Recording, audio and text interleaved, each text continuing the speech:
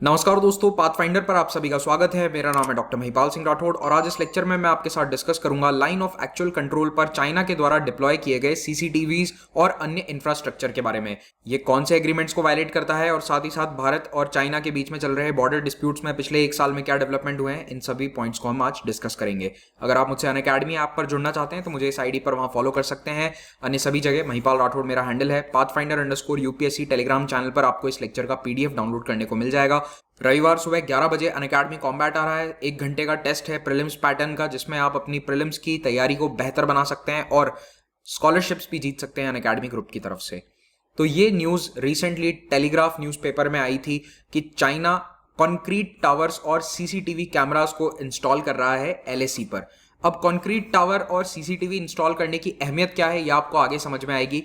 Peoples liberation army ने CCTVs को install किया है कंक्रीट वॉच टावर्स पर। यह काफी इंपॉर्टेंट बात है कि कंक्रीट स्ट्रक्चर बनाया गया है, यानी कि परमानेंट स्ट्रक्चर बनाया गया है और इन सीसीटीवीज की मदद से भारत के ट्रूप मूवमेंट्स पर फौज के आने जाने को मॉनिटर किया जा सकता है।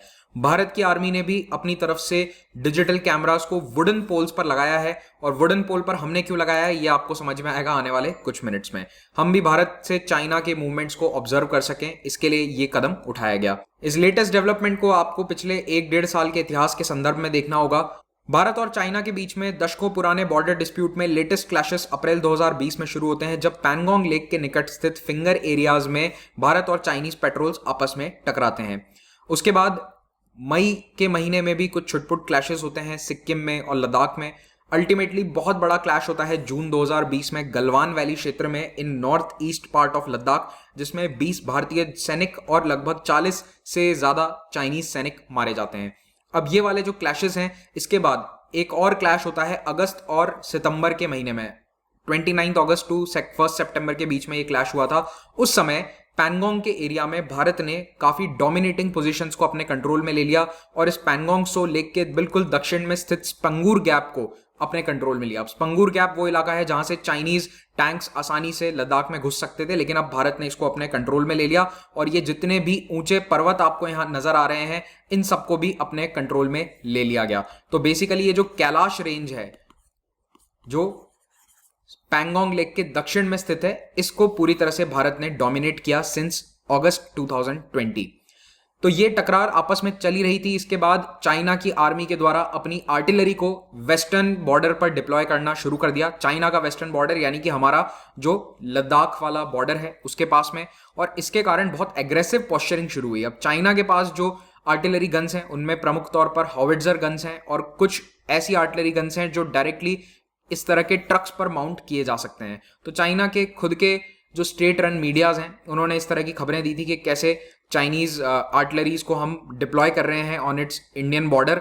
लेकिन हम केवल चाइना की बात को नहीं मानते हैं, तो कई इंटरनेशनल डिफेंस एक्सपर्ट्स ने सैटेलाइट इमेजरी के माध्यम से भी ये बात को प्रमाणित किया था कि चाइना ने अपनी आर्टिलरी गन्स को यहां लद्दाख के रीजन में तैनात कर दिया है। जनवरी 2021 में एक वक्त ऐसा था जब भारत और चाइनीज टैंक्स बहुत निकट आ गए थे। यहां पर चाइनीज डिप्लॉयमेंट है, ये भारत के टैंक्स हैं, तो दोनों के बीच में डिस्टेंस केवल कुछ फीट का रह गया था और ऐसा लग रहा था कि शायद फिर से एक टकरार हो सकती है, लेकिन थैंकफुली ऐसा कुछ हुआ नहीं। फरवरी 2021 में जाकर दोनों देशों ने यह डिक्लेयर किया कि अब हम डिसएंगेजमेंट करेंगे, खास करके पैंगोंग वाले रीजन से। तो फरवरी में कई राउंड्स की टॉक्स के बाद में यह निर्णय लिया गया और ईस्टर्न लद्दाख में जो अप्रैल 2020 से पहले की पोजीशन थी वहां पर दोनों फौजें लौट गई। लेकिन चाइना ने अपने बॉर्डर एरियाज को री इन्फोर्स करना कंटिन्यू रखा, जारी रखा। 2 हफ्ते पहले मैंने एक लेक्चर भी बनाया था जिसमें आपको बताया था कि चाइना ने लोकल टिबेटन लोगों को रिक्रूट करना शुरू कर दिया है अपनी आर्मी में, नॉट स्पेसिफिकली आर्मी में, एज अ डिफरेंट मिलिशिया, और इन मिलिशियाज का रोल आने वाले समय में शायद काफी इंपॉर्टेंट रहेगा। दूसरी ओर टेक्नोलॉजी की अगर हम बात करें तो अपने एयर डिफेंस नेटवर्क को चाइना लगातार सुदृढ़ करता जा रहा है पूरे तिब्बत में, चाहे वो यहाँ वेस्टर्न तिब्बत हो या फिर ईस्टर्न तिब्बतन रीजन हो। अपनी पोजीशन को मजबूत करने के लिए एलएसी के पास में चाइना ने कई परमानेंट मिलिट्री स्ट्रक्चर्स भी बनाने शुरू कर दिए हैं जहां पर उनके सैनिक रह सकते हैं, जैसे कि कैंप्स, वॉच टावर जहां से निगरानी रखी जा सकती है, और ये सभी वॉच टावर्स भारतीय फौज के मूवमेंट पर निगरानी रख सकते हैं। और धीरे धीरे सोल्जर्स की डिप्लॉयमेंट और टैंक्स की डिप्लॉयमेंट भी इस एरिया में बढ़ाई जा रही है। इसी के मद्देनजर पिछले महीने भारत की सेना ने भी 50,000 एक्स्ट्रा सैनिक यहां पर तैनात किए थे। इन 50,000 सैनिकों को मूव किया गया था पाकिस्तान वाले बॉर्डर से टुवर्ड्स LAC, चाइना वाला जो बॉर्डर क्षेत्र है वहां पर। पिछले कई महीनों से ऐसी रिपोर्ट्स आ रही थी कि इन ऊंचे पर्वतीय क्षेत्रों में 14 से 15,000 फीट की ऊंचाई पर जहां लगातार पेट्रोलिंग करनी होती है, वहां पर इंडियन पेट्रोल्स की संख्या चाइनीज पेट्रोल से कम थी, तो शायद इसीलिए ये 50,000 सैनिकों को यहां पर और तैनात किया गया है।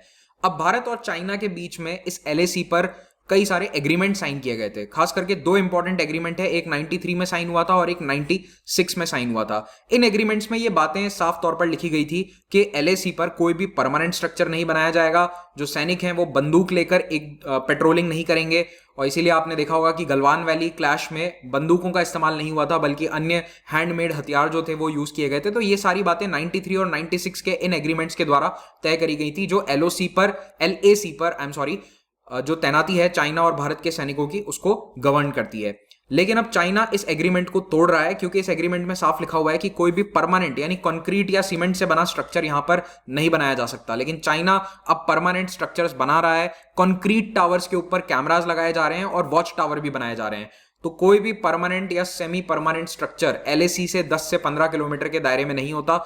इस एग्रीमेंट को अब चाइना के द्वारा तोड़ा जा रहा है, और ये इस 93 और 96 के एग्रीमेंट का क्लियर वायलेशन है। पिछले कई दिनों से ऐसी न्यूज आ रही है जिसमें बताया जा रहा है कि बॉर्डर के निकट परमानेंट स्ट्रक्चर्स बनाए जा रहे हैं, तो नॉट जस्ट CCTV बल्कि आर्मी कैंप्स और भी इंफ्रास्ट्रक्चर जो सैनिकों को वहां रहने में मदद करता है, उस इंफ्रास्ट्रक्चर को वहां पर और मजबूत बनाया जा रहा है। अब दूसरी ओर भारत में कई रिटायर्ड मिलिट्री जनरल्स जो हैं और डिफेंस एक्सपर्ट्स जैसे कि ब्रह्मा चलानी, इनका यह कहना है कि जो फरवरी में भारत ने डिसएंगेजमेंट एग्रीमेंट साइन किया था, वो भारत के लिए नुकसानदायक था, क्योंकि जहां पर दोनों सेनाओं ने पीछे हटने की बात करी थी, वो भारत के लिए नुकसानदायक है। भारत अपने ही क्षेत्र में पीछे हट गया और चाइना जो आगे आ गया था उसको एक्स्ट्रा जमीन वहां पर या एक्स्ट्रा पेट्रोलिंग एरिया वहां पर मिल जाता है। तो ये काफी गलत है। It could lead to ceding further Indian territory. In fact Brahma Chellaney जो भारत के one of the top most defence experts हैं, उन्होंने तो सरकार की काफी आलोचना करी थी इस डील को लेकर। तो देखते हैं कि आने वाले कुछ हफ्तों में भारत की तरफ से इसका क्या रिस्पॉन्स रहता है। Thank you very much for watching this. इसका PDF आप इन दोनों टेलीग्राम चैनल से डाउनलोड कर सकते हैं। अनअकैडमी पर आप भारत के बेस्ट टीचर्स से लाइव पढ़ सकते हैं। यहाँ पर बहुत सारी फ्री स्पेशल क्लासेस ली जाती हैं और साथ में कुछ पेड कोर्सेज हैं जैसे कि प्लस और आइकॉनिक सब्सक्रिप्शन। इन सब्सक्रिप्शन को ज्वाइन करने के बाद आप इनमें से किसी भी टीचर्स की क्लास को अटेंड कर सकते हैं। आप एक रेगुलर बैच को ज्वाइन कर सकते हैं और आइकॉनिक में आपको पर्सनल गाइडेंस भी दी जाएगी एक मेंटोर के द्वारा। इन सभी कोर्सेज पर आपको 10% डिस्काउंट मिलेगा अगर आप कोड महिपाल यूज करते हैं वाइल परचेजिंग देम। ऑप्शनल के लिए भी यहाँ कोर्सेज अवेलेबल हैं और इन सभी कोर्स को आप EMI ऑप्शन पर परचेज कर सकते हैं। 1 ईयर एंड अबाउ के कोर्स पर आपको 20 बुक्स का सेट फ्री में दिया जाएगा। 1 साल और 2 साल के कोर्सेज पर एक्सटेंडेड वैलिडिटी भी मिलेगी और 80 टेस्ट्स की कॉम्प्रिहेंसिव टेस्ट सीरीज आपको फ्री में मिल जाएगी। और 3 फ्री टेस्ट सीरीज हमारी प्रीलिम्स के लिए ऑलरेडी चल रही है, इनको अवेल कीजिए। पाथफाइंडर टेस्ट सीरीज का लिंक आपको नीचे डिस्क्रिप्शन और फर्स्ट कमेंट दोनों में मिल जाएगा। Just use this code to unlock them and improve your prelims score. Thank you very much for watching this. Have a great day.